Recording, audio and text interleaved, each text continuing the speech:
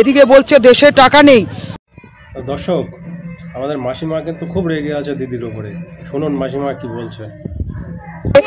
নিজে তো একটা নারী, নিজের সন্তানটাও তো রয়েছে পিসি ভাইপো সেজে, অভিষেক আর একেবারে 55 MI7, সেইখানে সে রয়েছে ওদিকে ডায়মন্ড হারবার, আর নিজে রয়েছে এদিকে নবান্ন টোপ। লোকের অন্ন কেড়ে তবে গিয়ে নবান্ন হচ্ছে।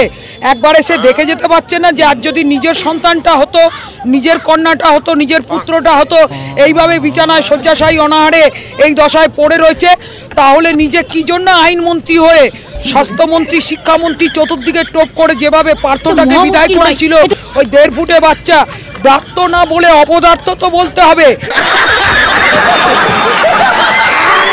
আর সব থেকে যেটা ঘেউ ঘেউ করে বেড়াচ্ছে, ওই কুণাল ঘোষ না বলে কুলাঙ্গার ঘোষ বলতে হবে।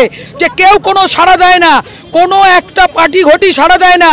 নিজের সন্তানটাও তো রয়েছে পিসি ভাইপো সেজে, অভিষেক আর একেবারে 55 MI7, সেইখানে সে রয়েছে ওদিকে ডায়মন্ড হারবার, আর নিজে রয়েছে এদিকে নবান্ন টোপ।